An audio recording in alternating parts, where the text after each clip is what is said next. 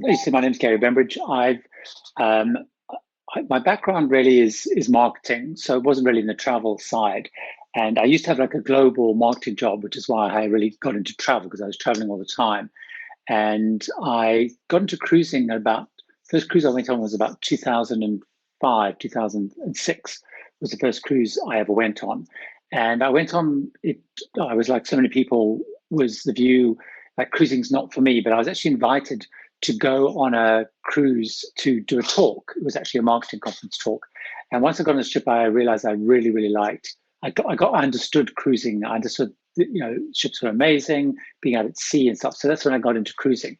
So I started cruising a lot. So now, as of today, I've done 79 cruises now. What are the top tips would you like to give to our viewers? I mean, I think the three things I would probably say is, first of all, focus on where you want to go. So, don't focus on the cruise as such. Focus on where do you want to go? Do you want to go to the Caribbean? Do you want to go to Alaska? Do you want to go to see the Norwegian fjords? Do you want to do something like go through the Panama Canal? What is it that you actually want to do? So for your vacation, where is it you want to go? Once you decided where you want to go is then you start thinking about the cruise itself. So most of the key destinations in the world that I've mentioned is multiple cruise lines go there. Almost every single cruise line that exists, every major cruise line goes to all of those places at some point of time. So that's the first thing. Where do you want to go? And think about why do you want to go there? So if you're going to the Caribbean, is it because you want to go to the big islands? Do you want to go to the out of the way islands? So define where you want to go first. Then once you've done that, is think about how do you want to do it. So, do you, when you go on vacation, do you like to dress up a lot? Do you like the idea of, getting all dressed up in, ball gowns and suits and tuxedos? Or do you want to be able to just, kick around in shorts and flip flops? Or, do you like going to a resort? Or is food really important to you? Do you want to be with families, not with families? So think through those things because that will help you choose the cruise line. Because what the cruise industry says, or travel agencies say, there is a cruise line for everybody, and they're very, very different. So if you get on the wrong cruise line, you will have a miserable time potentially. So, for example, if you hate getting dressed up, and you hate formality, and you book yourself on a Cunard cruise, you will hate it because they're really strict about dress codes. But if you do like getting dressed up, and you go on, say, Norwegian, which has no dress code, you wear shorts to dinner, you also won't be happy. If you want great kids clubs for your kids and you go on a line which doesn't really focus on kids, all that kind of stuff. So that's kind of probably the second important thing. So where do you want to go? What's the best way to go? And the third thing, which is really important, is every cruise line differs with what they have included and not included in their fares. So on average, most cruise lines, and if you go on a cruise, you're going to probably pay between 50% to 100% more than you paid for your fare once you get on the ship.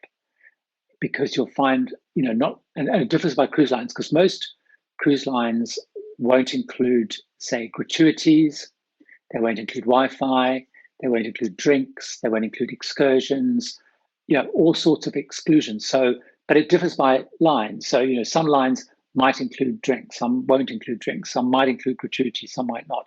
So you need to be really, really clear around when you look at the fare, what does it include? So if you do a comparison, say, you've decided you want to go to Alaska on a certain type of ship, then you look at the fares. Don't just go for the cheap one, because you might find actually you end up spending more, because if you go on another cruise line which included stuff, it would end up being cheaper. So it's really, really, really important, that sense.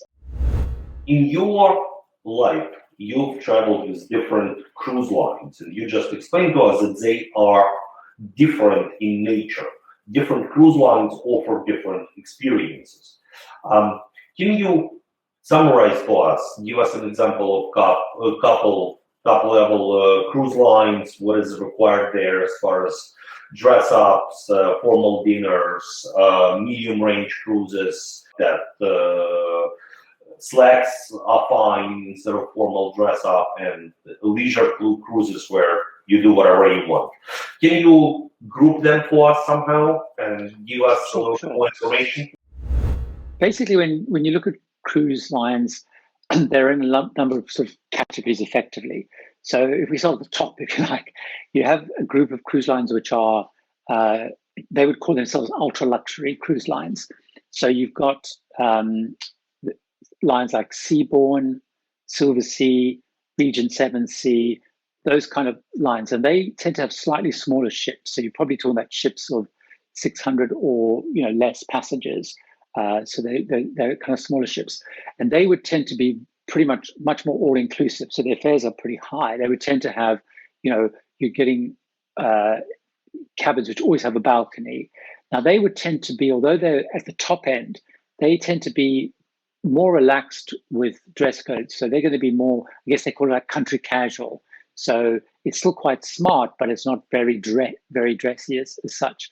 And you're going to have very high levels of service and quality and food and that sort of stuff. But you are going to pay a premium for that. So that's, there's that kind of group which cater for that sort of consumer. The next group, which is probably the biggest group of cruise lines, is sort of the more premium side, although you can actually sail relatively inexpensive on them because they will have everything from inside cabins right through to big suites. But there's a lot of almost the names that people will know are there. So you've got lines like Holland America, Princess Cruises, Celebrity, I guess Cunard's probably in there. And with those cruise lines, as I mentioned, you can go, most of those will have inside cabins, so really, really inexpensive way of cruising. And you can be spending up to, many thousands of dollars a night in big cabins. Now they tend to be sort of, again, more in the middle when it comes to the whole dress code. So they will tend to have a relatively informal dress code for most nights, where you could wear, slacks, if you like. I'll use but you can't wear jeans at night. You can't wear shorts at dinner. Now you could dress very informally if you want to and go to the buffet restaurant, but they expect you to also wear a collared shirt. Sort of, I guess, equivalent for ladies and stuff. But they would also have sort of gala nights, they'd call it, where they encourage people to dress up more. So, but again, you could just wear, let's say, a long sleeve shirt or something. So there is an element of kind of dress code and a bit of formality in there. Then you have another group, which is, some of the big, in fact, the biggest in terms of size and number of passengers is the more value lines. So that's where you've got things like Royal Caribbean, MSC Cruises, Carnival Cruise Line, Norwegian Cruise Line. And these cater very much probably a little bit younger, more like families or younger, so you might be more people in their 30s, 40s, whatever. And they will tend to be more resort-like. So the ships will have water slides, rock climbing walls, some of the bigger ships might have ice skating rinks. So very much more of a bit like going to a Vegas kind of thing about them. So they have that whole ambiance as well. So, you've got massive big casinos, big production shows, but not strict on dress. Now, of course, on all these you can dress up, but they would tend to be, they wouldn't mind it if you wear jeans to the dining room in the evenings. They still kind of discourage shorts in the main dining room, but Norwegian you can. But you can dress more. You could wear just a more casual shirt and stuff. So it's a much more relaxed environment. So, so that's why they're very big and growing, because lots of families are drawn to it because you have all the resort stuff. What are your favorite cruising destinations? My favorite destinations with cruising, if people ask me that question, tend to be ones which are best done by cruisers. So I'm going to give you more ones. Antarctica, Antarctica and Arctic are amazing because you can pretty much only see them by cruising. Alaska is incredible. I would say probably Alaska is the next one. The Norwegian fjords, because again, both of those, being on a cruise ship is one of the best ways of seeing those places, and doing things like the Panama Canal, crossing through the Panama Canal. The most popular cruising destinations in the world, though, are the Caribbean, the Mediterranean, and Alaska. Not surprisingly, I guess, because those are the biggest vacation spots. And those are great to do. But And I love doing those, but my favorite would be Antarctica, Alaska, Norwegian fjords, Panama Canal. I assume you've been to all the different types of ships, smaller ones, bigger ones. For someone who is a beginner cruiser, someone who wants to try cruising, would you recommend them booking themselves on a smaller ship or a bigger ship? I would tend to recommend people, and again, it depends what their interests are. But generally speaking, I would sort of steer people towards what the industry calls kind of a mid-sized ship as their first one, because it kind of gives you a flavor of what it could be like on a smaller ship and a taste of what it could be on a bigger ship. So mid-class ships are ships around about 2,000 kind of amount of passengers. The reason I would push people towards that is you're going to get a wide enough range of choice to get a sense of the sort of choice you can get on cruise ships. In terms of dining venues, the type of shows you're going to get, the size of the gym or the casino or things that you're kind of interested in. But you're not going to get completely swamped. The thing is, if you go on one of the big mega ships, the big Royal Caribbean ships or Norwegian ships, with 5,000-6,000 or MSC ships, it could be just completely daunting. So although it's going to be great in terms of if you're going to have all those other big features, the ice skating stuff, it maybe just be a little bit too big and you get the wrong perception of cruising, if you like. So, and if you go on a small ship, you might think, well, actually, there's not enough choice of things for me to do. Also, because in reality there is, but people find that more concerning because they want to know there's things that they can do. As on a small ship, you need to entertain yourself a little bit more, I guess. And you also, but the mid-sized ships still go to great destinations, interesting ports. So that's where I tend to steer people towards. And then if they say, actually, I like the idea of going on a smaller ship because I want to go to more unusual destinations, do that, or no, I want more. I want bigger shows, bigger casinos, whatever. Then head that way. So that's where I would steer people as their first cruise. Stuff could happen on the ship. And after the ship has sailed, you came back home. What can you expect to get from the cruise lines if things went wrong? I mean, I think the key always is, in my experience, if anything goes wrong, you need to kind of do it on the ship. You need to raise it on the ship, particularly. Even if you don't get it resolved, it's really important to kind of raise it on the ship. I haven't had any problems like that, but if I have any issues with the cabin or noise or whatever, I would always work through the ship and try and get it resolved on the ship, or at least registered, like documented, if you like, or acknowledged in some way on the ship. So you then have kind of recourse afterwards. One of the things I've also found with complaints or issues is, most people go to the front office, guest services desk. And that's actually, in my experience, one of the least efficient ways of getting it resolved. Because actually, the people in the front office, people are there. I mean, if you go on a cruise and you sit by the front office, they just have people complaining about things all day about stuff. I don't like this, or I don't like that, or I want this, or this, or this. So actually, they become, in my view anyway, a little bit immune to that. So their more biggest job is deflecting, if you like. So whenever I have a problem, is to try and get it through, like, the management, if you like. So if I have a problem with my cabin, for example, I will talk to my cabin steward, get them to acknowledge the problem, get them to elevate it to their deck supervisor. If they can't resolve it, they elevate it to the hotel director, or hotel manager, or head of housekeeping, whatever the chain of command is. The same as if I had a problem in excursion, is I would raise it, actually normally on cruise lines, there's someone from the cruise on every excursion anyway, but people don't even know that. I would raise that with them, get them to acknowledge the problem, get them to elevate it. Because actually, if you've got someone elevating it who's involved, you're more likely to get it resolved, either on the ship or even when you go back to land, because you have a direct line of contact. But the other thing, and it depends a lot on the cruise line.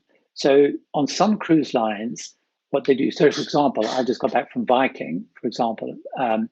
What happened a couple of days into the cruise, and a lot of cruise lines do this now, is they send out an open-ended questionnaire or document asking how it's going. Do you have any issues?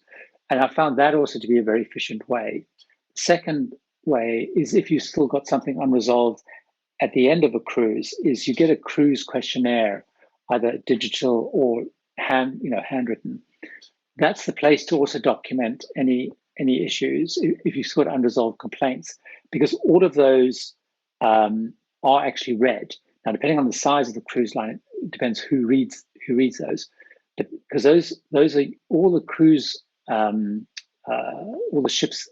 Those ratings are quite important in terms of their incentives, promotions, and stuff.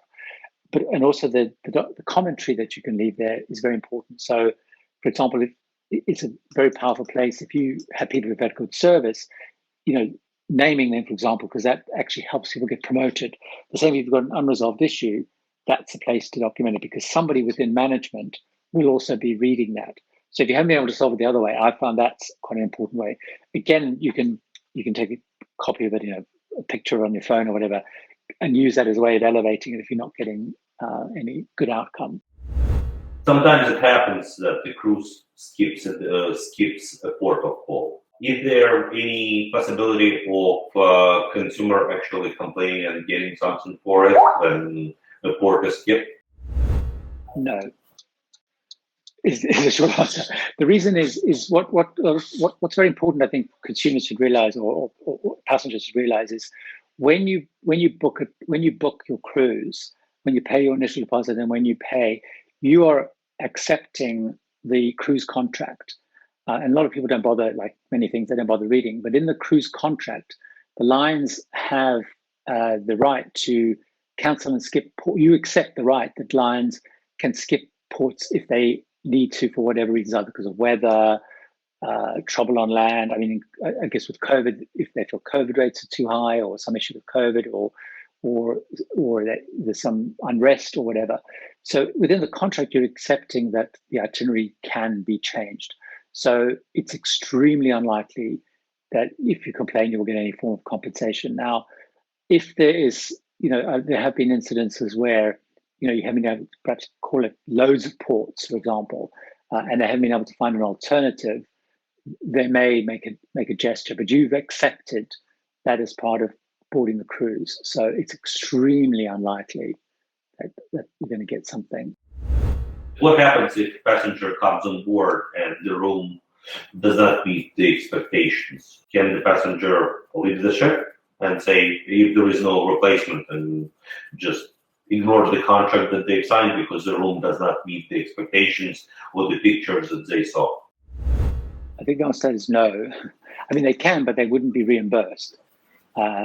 So no, I've never heard of a case of that happening. I mean, you'd obviously have to try, and if it wasn't take place, I guess it depends what it is and what it was. But no, would be the case because they've booked a cabin. And it also depends a lot on how they've booked a cabin. So there's two ways you can book a cabin, which probably links into this. One, you can book a cabin where you specifically choose a cabin.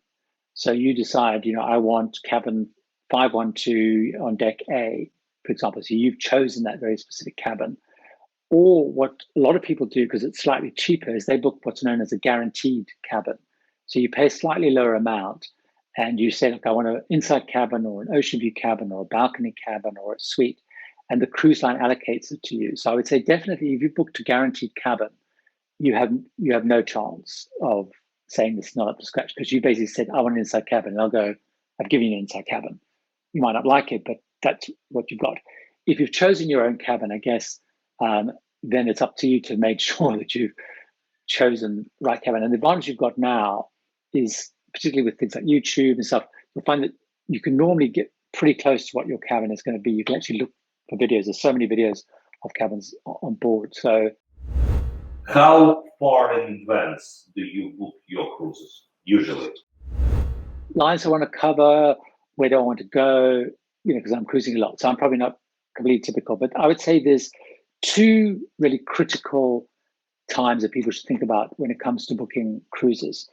First of all, is if there's a cruise that they really want to do, and a specific ship at a specific time of the year is the best time often, because the cheapest time is to book when that comes on sale. So that's a year, 18 months in advance.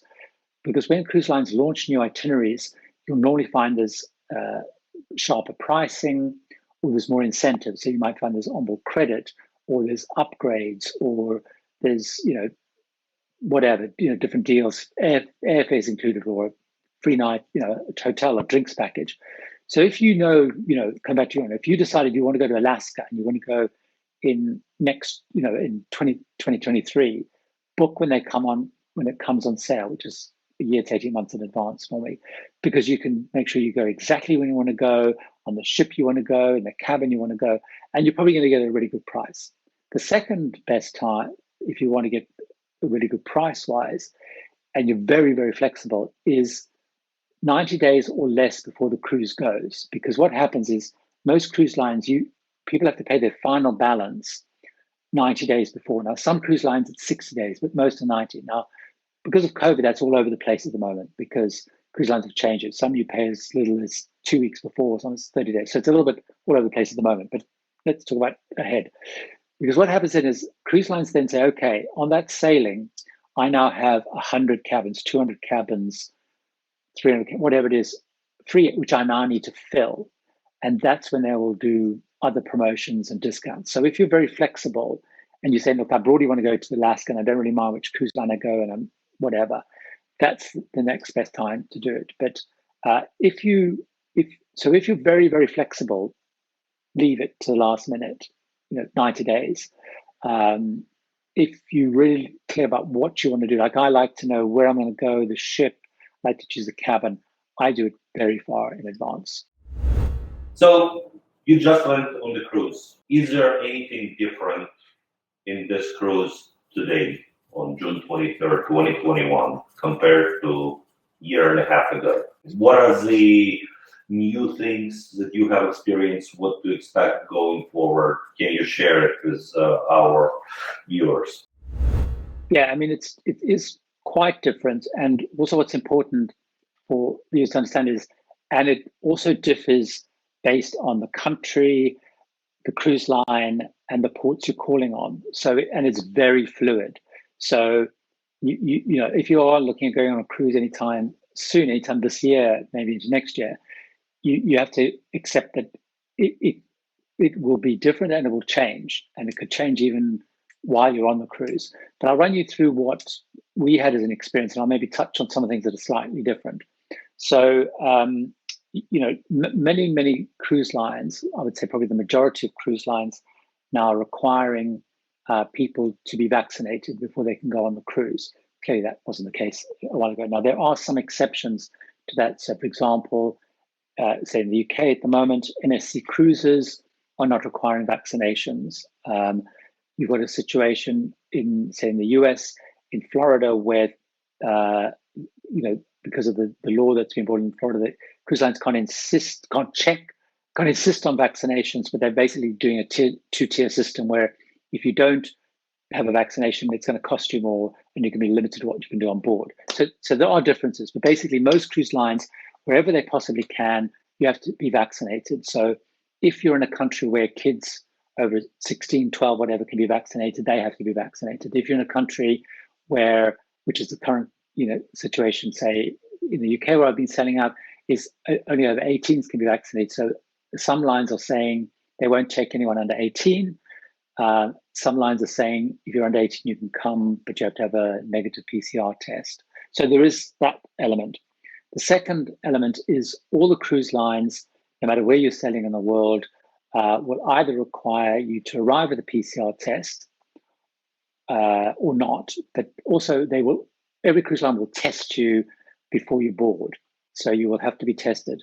And what's being used varies a little bit. So some of them are antigen tests or whatever, so different types of tests. Or in the case of Viking, it's a saliva test. So you have to be tested before you get on board. If you test positive, then you obviously won't be able to board, and they will give you future cruise credits. And then depending on the regulations where you are, you'll have to do whatever the quarantining rules are. So for example, in Bermuda, where there was an incident where some people tested positive, they actually have to go into hotel quarantining for 14 days. That's a Bermuda rule.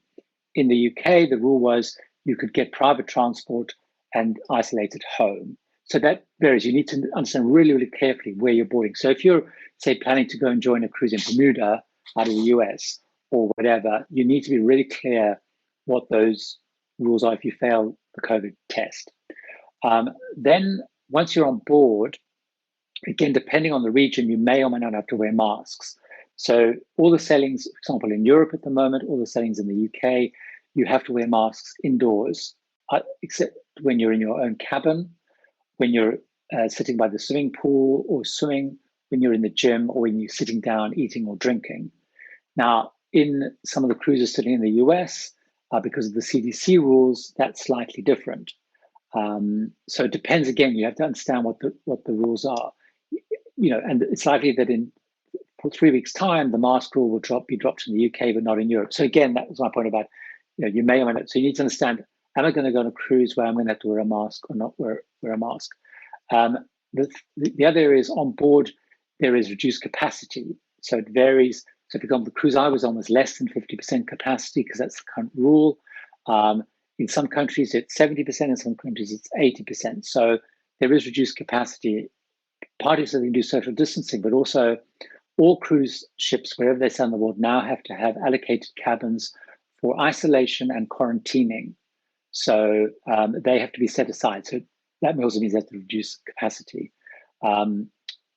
What's also really important linked to that is if there is an outbreak on board, unlike pre-COVID, when it first broke out, it's much less dramatic than it used to be because everybody wears some form of contact tracing. So some cruise lines have like a little bracelet.